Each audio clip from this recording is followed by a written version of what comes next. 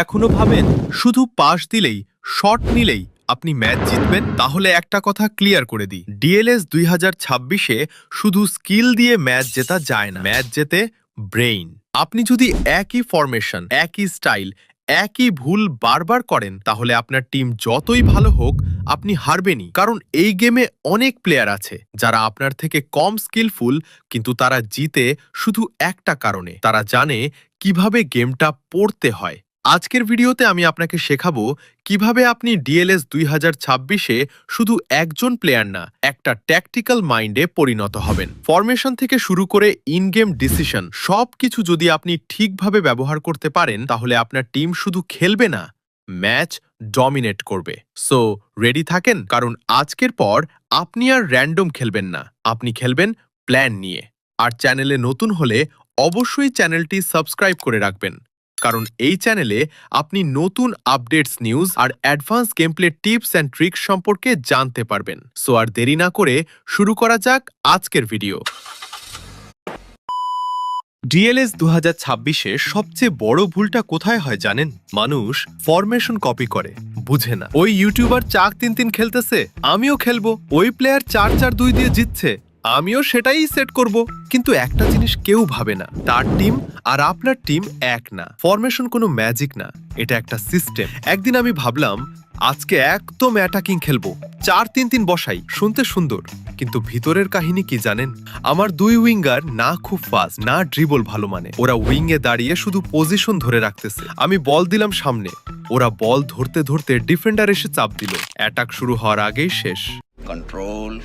তাই বুঝে নিন, 4-3-3 সমান কাজ করবে যদি আপনার উইঙ্গার ফাস্ট প্লাস অ্যাক্টিভ হয়। 4-4-2 সমান ভালো যদি আপনার টিম ব্যালেন্সড হয়। 4-2-3-1 সমান কন্ট্রোল রাখতে চাইলে বেস্ট।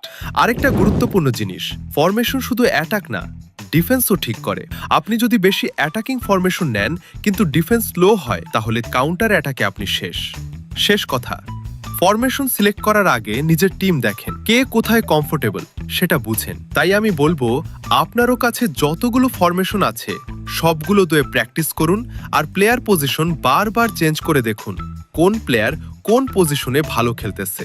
এখন কমেন্টে আপনার ফেভারিট ফরমেশন কি তা জানাতে ভুলবেন না। এখন আসি এমন একটা জায়গায় যেটা ঠিক না করলে আপনার টিম যত ভালোই হোক মাঠে গিয়ে সব গুলিয়ে ফেলবে।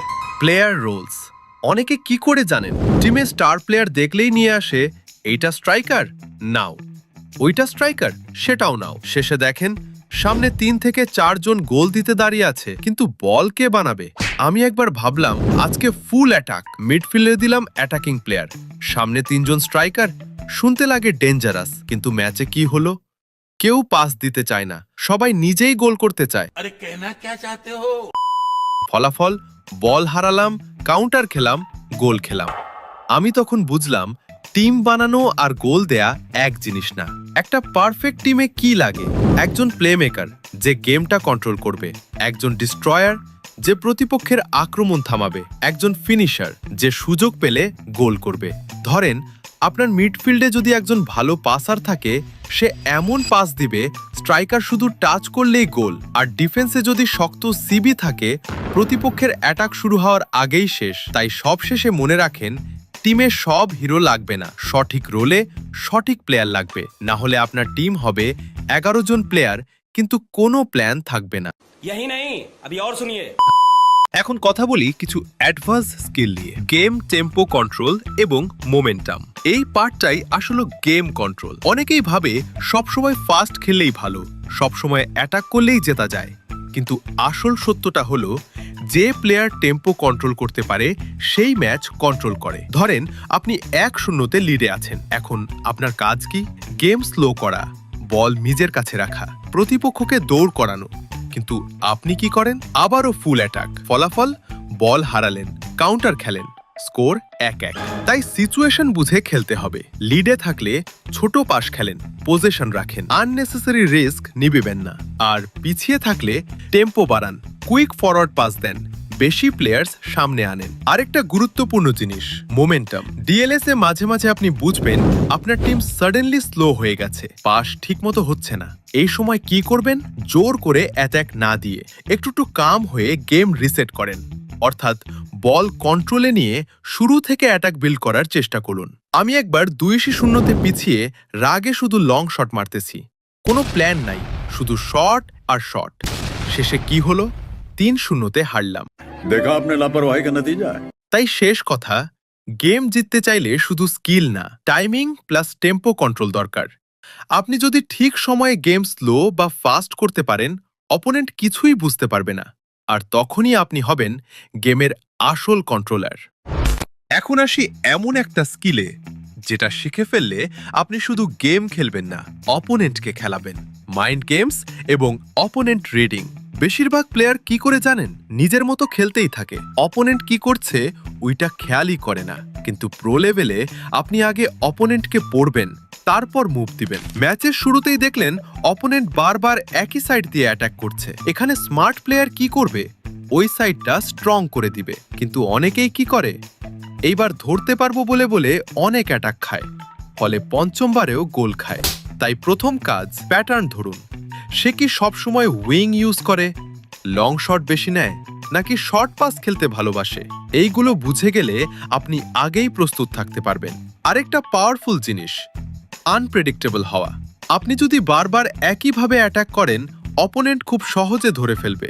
তাই মাঝে মাঝে ডাইরেকশন চেঞ্জ করুন, ফেক পাস দিন, হঠাৎ লং শট নিন, অপোনেন্ট কনফিউজ হবে। শেষ একটা গোল্ডেন রুল, আপনি যদি অপোনেন্টকে ফোর্স করতে পারেন মিস্টেক করতে, তখন ম্যাচ আপনার কন্ট্রোলে। ডিএলএস 2026-এ জিততে হলে শুধু ভালো খেললেই হবে না, অপোনেন্টের মাথার ভিতরে ঢুকতে হবে। আপনি যদি বুঝে যান সে কি করতে যাচ্ছে, সে করার আগেই আপনি থামিয়ে দিবেন। আর তখনই আপনি শুধু প্লেয়ার না, একটা মাইন্ড প্লেয়ার হয়ে উঠবেন। आप कहाँ थे ज्ञानी बाबा? তো ভাই, এখন সত্যি করে একটা প্রশ্ন, আপনি কি আগের মতোই র্যান্ডম খেলবেন, নাকি আজকে থেকে প্ল্যান নিয়ে মাঠে নামবেন? কারণ আপনি আজকে যেগুলো শিখলেন, এগুলো শুধু টিপস না, এগুলো গেম জেতার ব্লুপ্রিন্ট।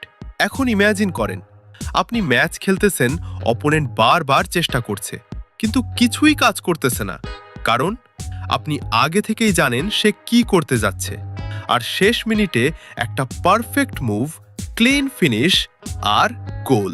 অপোনেন্ট সাইলেন্ট আর আপনি জাস্ট চিল।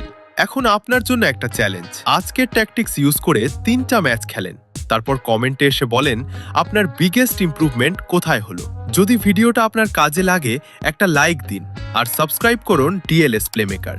আর মনে রাখবেন, ডিএলএস 2026-এ জিততে হলে শুধু ফাস্ট ফিঙ্গার না, স্মার্ট ব্রেইন দরকার।